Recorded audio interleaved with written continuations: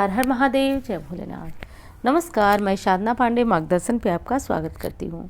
दोस्तों, मैं बात करने वाली हूँ रसोई घर की उन 5 प्रमुख चीज़ों के बारे में, वस्तुओं के बारे में, जिनमें कि साक्षात रूप से माँ अन्नपूर्णा का वास होता है। जैसा कि जानते हैं, कहा जाता है कि अन्न और धन, यानी कि धन समृद्धि का सीधा प्रतीक होता है अन्न से यानी कि अन्न की देवी माँ अन्नपूर्णा को कहा जाता है। और एक चीज़ समझ लीजिए आप, यदि माँ अन्नपूर्णा की कृपा नहीं हुई तो माँ लक्ष्मी आपके घर में पैर तक नहीं रखती हैं। और यदि इन 5 चीज़ों का अनादर कर दिया जाए, जो कि हमारी रसोई घर में बहुत आराम से सभी के घरों में होती है, तो निश्चित रूप से उनका अनादर साक्षात माँ अन्नपूर्णा का अनादर होता है। तो वो कौन सी चीज़ें हैं, कैसी चीज़ें हैं, इनके बारे में चलिए आज विस्तृत बात कर लेते हैं, जान लेते हैं कि वो कौन सी चीज़ें हैं। देखिए, सबसे पहली चीज़ तो है कि आपके घर में जो सिलबट्टा पड़ा होता है, सबके घर में सिलबट्टा होता है। भले ही आज उसका स्थान जो है मिक्सर ग्राइंडर ने ले लिया है, लेकिन सबके घर में ये चीज़ ज़रूर होगी, पुराने समय से पड़ी होगी। और नहीं होगी तो कम से कम अदरक कूटने वाला खलबट्टा ही होता है, लेकिन होता ज़रूर है। पहली चीज़ कि कभी किसी भी स्थिति में इन पे पैर न लगाएं आप लोग, ये चीज़ ध्यान रखिए। दूसरी चीज़ कि जैसे कि अदरक कूटने वाला है या फिर ये सिलबट्टे का जो ऊपर वाला जिसको बट्टा बोलते हैं, वो वाला और सिल को कभी भी इन चीज़ों को अलग नहीं किया जाता है। इनको धोइए इनके उपयोग के बाद और फिर इनको साथ साथ रखिए, कभी इनको अलग अलग नहीं रखा जाता है।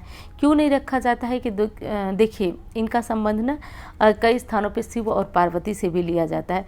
सब मिला जुला कर इतना विस्तृत बताऊंगी तो शायद वीडियो भी बड़ी हो जाती है, फिर आप लोग कहते हैं कि दीदी पूरा नहीं सुन पाते हैं, ये वो, तो तमाम तरह की समस्याएं हैं। कुछ लोग सुन भी पाते हैं, कुछ नहीं सुन पाते।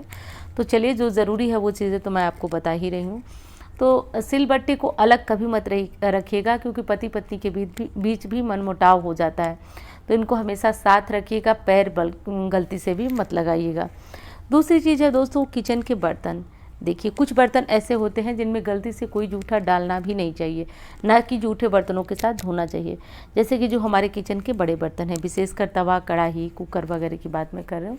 तवा, कढ़ाई, इनमें कभी भी जूठा नहीं डाल करके ना धोया जाता है, न इनमें खाना खाया जाता है। ये हमेशा के लिए नुकसानदेह होता है। तो कभी भी कढ़ाई में बैठ करके खाना खाना, तवे को जूठा करना, ये सब चीज़ें नहीं होनी चाहिए।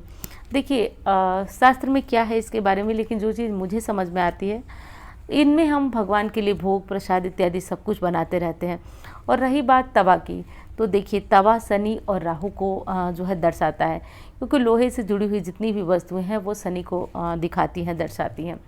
तो यदि इनके साथ हम किसी भी तरह का बर्ताव करते, बर्ताव का मतलब कि इनके साथ हम यदि इनको जूठा रखते हैं, गर्म तवे पे पानी डालते हैं, तो निश्चित रूप से हमारे शनि और मंगल बिगड़ते हैं। तो इन चीज़ों को तो गलती से भी आपको जूठे बर्तनों के साथ नहीं धोना चाहिए, और साथ साथ इनको जो है रख रखाव का थोड़ा सा विशेष ध्यान रखना चाहिए। तो इनको ऐसा ना हो कि बहुत देर तक पानी में भिगाए रखें, आप गर्म तवे पे पानी डाल दें। ये सब चीज़ें आपको ध्यान रखना है। ऐसा ना हो कि कढ़ाई में आप खाना खा रहे हो या फिर कोई भी ऐसा, वैसे तो लोग करते नहीं हैं, लेकिन फिर भी मैं बता दे रही हूँ। पहले जो जानकारी नहीं थी तो लोग ऐसी गलतियाँ करते थे, अब तो सभी लोग समझदार हो गए। तो लेकिन फिर भी कढ़ाई को जूठा नहीं किया जाता है। आप सोचिए, अगर आपको अपने घर में प्रसाद बनाना है तो फिर आप क्या करेंगे, उसी कढ़ाई का पुनः इस्तेमाल करेंगे। बस यही कारण मुझे लगता है जिस कारण कि आपको ये बर्तन जूठा नहीं करना चाहिए। जैसे हमारे पूजा के बर्तन हैं, तो क्या आप इनमें खाना खाते हैं? बिल्कुल नहीं खाते हैं। आपको भी लगता है कि ये पूजा के बर्तन हैं। तो आप सोचिए, जब पूजा के प्रसाद बनाएंगे, यदि वो जूठे बर्तन में बनाते हैं, तो फिर आप चाहे जितने साफ बर्तनों में भोग लगाएं, वो तो आपका जूठा ही माना जाएगा। इसलिए ध्यान रखें, इन बर्तनों को साफ़ करें, बहुत अच्छी तरह से साफ़ ही रखें, और इनको जूठे से थोड़ा दूर रखेंगे तो आपके घर में माँ अन्नपूर्णा की कृपा बरसती रहती है। देखिए, एक चीज़ आपको मैं बता दूँ, आप जितना ज़्यादा नियम और संयम करते हैं, आपके घर में पीढ़ी दर पीढ़ी बरकत बनी रहती है।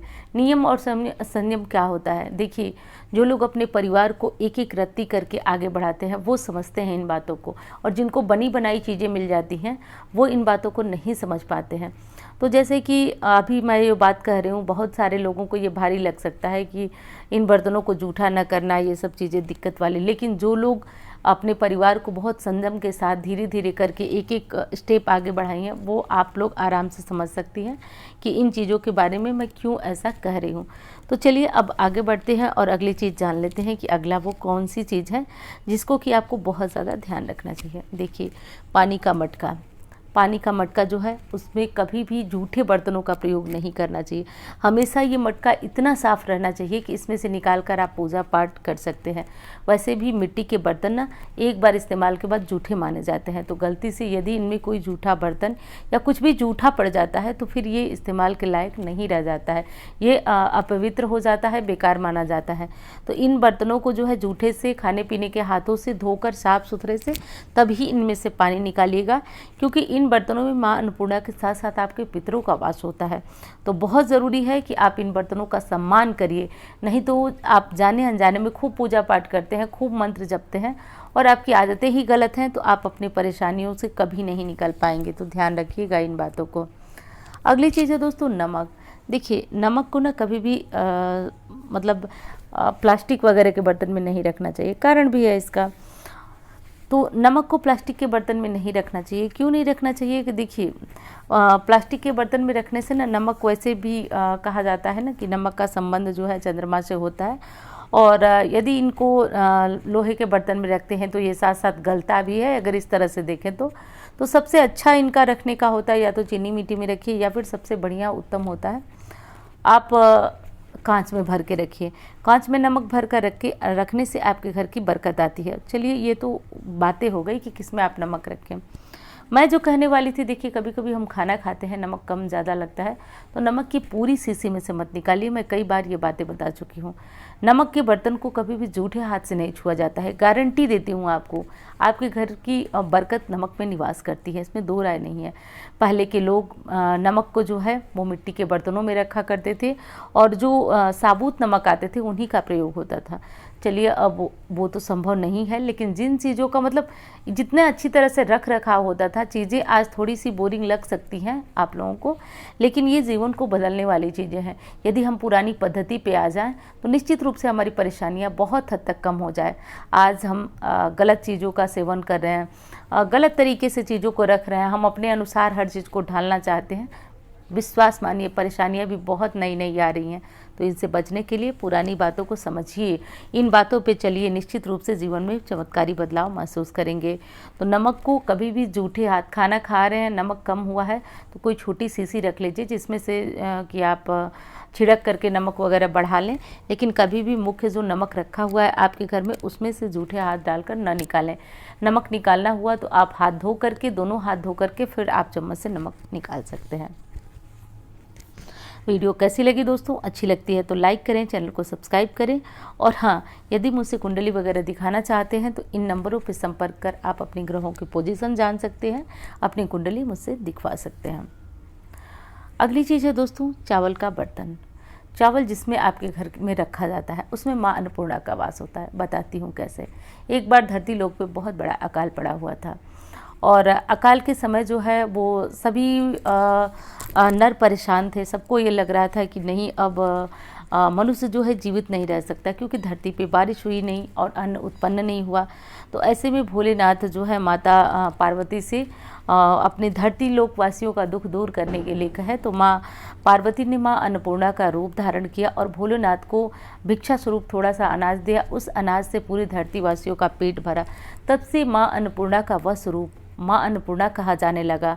और कहा जाता है कि माँ अन्नपूर्णा के स्मरण करके यदि रसोई घर में कोई भी स्त्री अपने घर के चावल के बर्तन को भर देती है तो उस घर में विश्वास मानिए सैलरी बहुत कम होती है, कमाई बहुत कम होती है, लेकिन उस परिवार में बरकत बनी रहती है। तो जब भी चावल के बर्तन खाली हो जाएं, आप उनमें पुनः चावल भरें। तो एक बार माँ अन्नपूर्णा का ध्यान करें, स्मरण करें, और फिर आप चावल रखें, और प्रयास यही करें कि चावल के बर्तन में थोड़ा चावल हो तो पुनः जो है चावल रख दिया जाए। नियम तो ये भी है कि चावल के बर्तनों में कुछ सिक्के इत्यादि, यदि चांदी के सिक्के हों तो इनको कपड़े में बांधकर चांदी के सिक्कों को चावल के बर्तन में डालने से भी घर की बरकत बनी रहती है। तो ये सब काम जो है आप कर लीजिएगा। यदि हमारी बहनें समझ रही होंगी बात को, तो चांदी के सिक्के ना मिले तो आप लोग सामान्य सिक्कों को 5 के सिक्के, 10 के सिक्के, 1 के सिक्के, 2 के सिक्के, इनको बांधकर कपड़े में बांधने का यही अर्थ है कि मतलब ये कहीं गिरे नहीं, इधर उधर ना हो।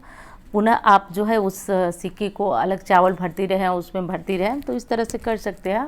तो ये सब काम, ये सब बातें बहुत ध्यान रखिएगा दोस्तों। बातें छोटी लग सकती हैं लेकिन निश्चित रूप से ये जीवन को परिवर्तित करने वाली हैं। तो चलिए मिलती हूँ इस तरह की वीडियो के साथ। धन्यवाद। हर हर महादेव।